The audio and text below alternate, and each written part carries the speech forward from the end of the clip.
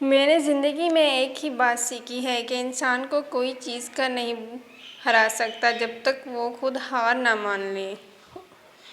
بس تربیت کا فرق ہوتا ہے، ورنہ جو سن سکتا ہے وہ سنا بھی سکتا ہے۔ جیتے وہ نہیں جو کبھی ناکام ہوئے ہوں، جیتتے وہ ہیں جو کبھی کوشش کرنا نہیں چھوڑتے۔ اگر آپ صحیح ہیں تو کچھ بھی ثابت کرنے کی ضرورت نہیں، بس صحیح بنے رہیں، وقت خود گواہی دے گا۔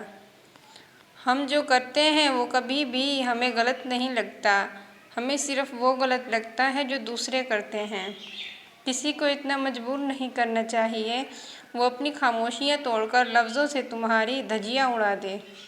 کچھ لوگ اپنے آپ کو انسان نہیں فرشتے سمجھتے ہیں، ان کے کام بھی فرشتوں جیسے ہیں، یعنی دوسروں کے گناہوں اور برائیوں کا حساب رکھنا۔ لوگ تمہاری راہ میں ہمیشہ پتھر پھینکیں گے، اب یہ تم پر ہے کہ تم ان پتھروں سے کیا بناتے ہو۔ مشکلات کی دیوار یا کامیابی کا پل۔ کچھ لوگ جب روتے ہیں تو اس لیے نہیں کہ وہ کمزور ہوتے ہیں، بلکہ اس لیے کہ مضبوط رہتے رہتے تھک جاتے ہیں۔ انسان سب کچھ بھول سکتا ہے سوائے ان لمحوں کے جب اسے اپنوں کی ضرورت تھی اور وہ دستیاب نہیں تھے۔ دل سوچ سمجھ کے توڑا کرو، ہر گناہ کی معافی نہیں ہوتی۔ اپنی غلطی تسلیم کرنا دراصل خود کو انسان ماننا ہے، کیونکہ وہ صرف شیطان ہے جس نے آج تک اپنی غلطی تسلیم نہیں کی۔ ہم لوگ نیک بننا نہیں، صرف نیک دکھنا اور نیک کہلانا چاہتے ہیں، اور یہ منافقت کا سب سے اعلیٰ درجہ ہے۔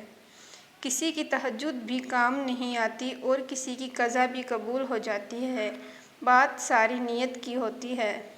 انسان چہرہ تو صاف رکھتا ہے جس پر لوگوں کی نظر ہوتی ہے، مگر دل کو صاف نہیں رکھتا جس پر اللہ کی نظر ہوتی ہے۔ رشتے دل سے بنتے ہیں، باتوں سے نہیں۔ کچھ لوگ بہت باتوں کے بعد بھی اپنے نہیں ہوتے اور کچھ خاموشی سے اپنے ہی ہو جاتے ہیں۔ دن کو رات بنانے پر قادر ہے، وہ تمہاری بھی مشکل کو آسانی میں بدل دے گا۔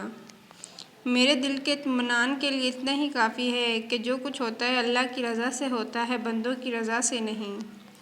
اللہ کو بہت پیارے ہیں وہ لوگ جو سخت مشکل میں صرف اور صرف اللہ سے مدد مانگیں۔ دنیا کی چیزیں ملنے پر خوش نہ ہوں، کیونکہ دنیا کی ہر چیز عارضی ہے، وقتی ہے، کیونکہ ہمارے رب نے بہت بہتر آخرت ہمارے لیے تیار کی ہے، کیونکہ ہمارے نبی نے دنیا میں دل لگانے سے منع کیا ہے۔